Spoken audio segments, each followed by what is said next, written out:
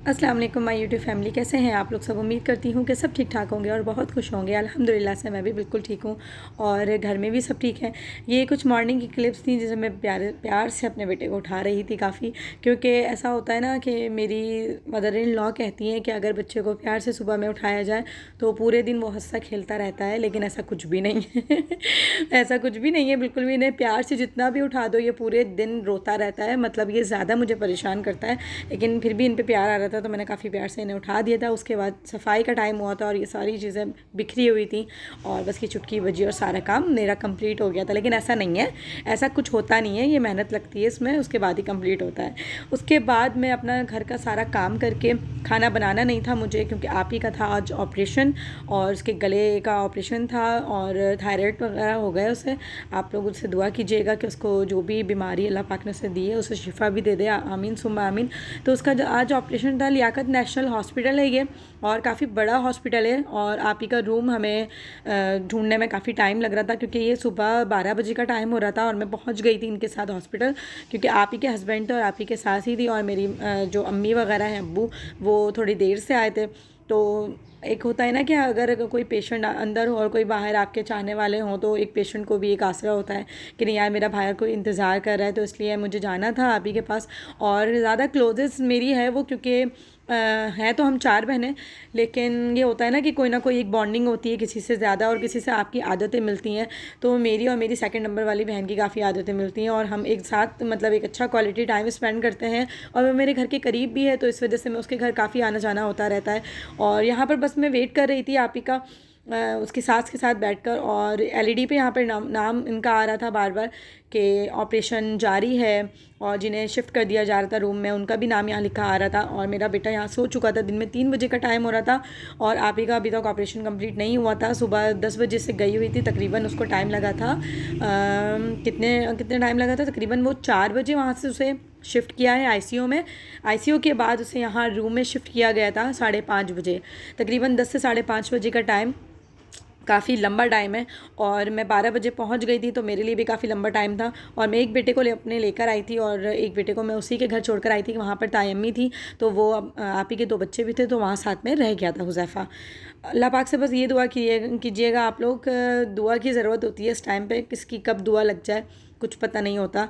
और बस दुआ कीजिएगा कि मेरी सिस्टर बहुत जल्द ठीक हो जाए और अपने बच्चों के साथ हंसी खुशी ज़िंदगी गुजारे पहले की तरह। अल्लाह पाक जो भी बीमारी देता है खैर अल्लाह उससे उसमें उस हाल में भी शुक्र अदा करना चाहिए हमें, और क्योंकि बीमारी भी अल्लाह पाक देने वाला है और शिफा भी अल्लाह पाक देने वाला है बेशक।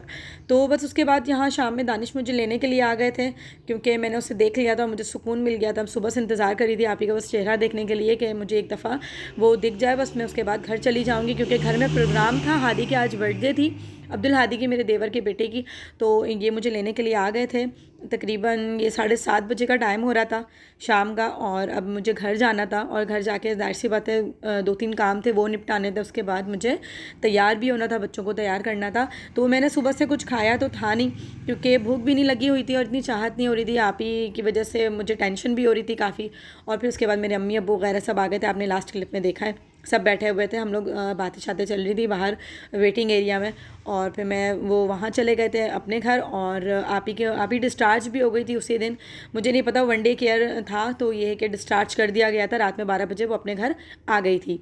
तो दूसरे दिन मैं गई थी मिलने के लिए उससे, लेकिन ये कि काफ़ी तकलीफ़ वगैरह थी, ज़ाहिर सी बात है ऑपरेशन हुआ और मेजर ऑपरेशन था तो जिसकी वजह से उसे काफ़ी दर्द था। तो मतलब एक होता है ना कि यार दर्द किसी को देखकर रोना भी आता है, तकलीफ़ होती है, एहसास होता है इंसान को, और अपनों की तकलीफ़ का एहसास ज़्यादा होता है। हर किसी को अपनी अपनों की तकलीफ़ ज़्यादा फ़ील होती है, ये नेचुरल सी बात है, इसमें कोई दोराहे वाली बात नहीं है।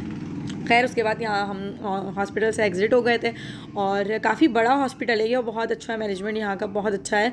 और उसके बाद भूख लग रही थी तो दानिश ने कहा था कि हम फ़िश खाने चलते हैं। मैं फ़िश तो खाती नहीं इतने शौक़ से, लेकिन यहाँ का काफ़ी मशहूर है लालू खेत का फ़िश कटाकट, तो दानिश ने बस ये थोड़ा सा ही मंगवाया था, ज़्यादा नहीं, क्योंकि मैं खाना पसंद नहीं करती हूँ फ़िश, तो मैंने 2-3 वाले ही खाए थे बस। और फिर घर चले गए थे क्योंकि रात में थी बिरयानी की दावत, तो मैंने कहा यार एक ही दफ़ा फोड़ेंगे, पूरे दिन के भूखे हैं तो रात में तो मैं जम के खाऊँगी। डेकोरेशन यहाँ पर कंप्लीट हो चुकी थी। मेरे आते आते ज़ाहिर सी बात है बहुत टाइम हो गया था, इन लोगों ने दिन से लगे रहो तो शाम में जाके ये सारी चीज़ें जो आपको चमकता दमकता दिखता है, डेकोरेशन जो दिखती है वो समझ लें काफ़ी मेहनत लगती है। ऐसे ही ये सब कुछ डेकोरेट नहीं हो जाता, लेकिन ये है कि पे करके भी हम डेकोरेट करवा सकते हैं। लेकिन मुझे ये लगता है कि सस्ते में काम करने के लिए आपको खुद थोड़ी सी मेहनत करनी होती है और ये अच्छा सा डेकोरेट हो जाता है। जैसे कि मैंने आपको अपने लास्ट मतलब बर्थडे ब्लॉग में बताया था कि इतने जैसे ज़्यादा पैसे नहीं लगे थे और अच्छी बर्थडे एक प्लान कर लेता है बंदा, अच्छी डेकोरेशन हो जाती है, बच्चे खुश हो जाते हैं। और ये हादी खड़ा हुआ है दादी के पास, इन्हीं की बर्थडे है, बर्थडे बॉय बने हुए थे ये।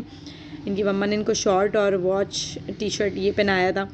कोई बेबी बॉस वगैरह टाइप का नहीं था थीम, ऐसा नहीं था। लेकिन एंग्री बर्ड वाला इनका केक आया था क्योंकि ये काफ़ी ज़्यादा गुस्से में चलते हैं और इसको गुस्सा बहुत आता है और गुस्सा करता भी है, थोड़ा सा ना नाराज़ जल्दी हो जाता है ये, और ना ज़रा सा छेड़ दो तो रोने लगता है। तो इसलिए इनकी मम्मा ने एंग्री बर्ड वाला केक बनवाया था। ब्लू और रेड कलर का थीम था। मेहमान तो सारे आ चुके थे, बस केक का इंतज़ार हो रहा था। और समझ लें जुनैद का मेरे ख्याल से शायद इंतज़ार हो रहा था कि सब आ जाएं तो फिर सब मिलके केक काटेंगे।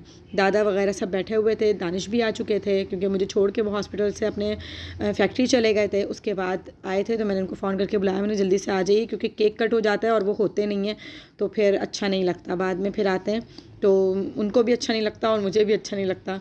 गिफ्ट्स वगैरह यहाँ पर रख दिए गए थे टेबल पे, जिन्होंने इनकी नानी वगैरह भी आई थी और दादी ने दिए थे, पप्पो वगैरह ने, मैंने और छोटी मम्मा ने, सब ने इनको गिफ्ट्स वगैरह दिए थे। तो एनवलप वगैरह भी थे, तो यहाँ पर सब कुछ सजा दिया गया था और केक समझ लें आ गया था। अब दादी से ओपन कर रही थी इस बॉक्स को और इसमें से निकलेगा अब एंग्री बर्ड वाला केक।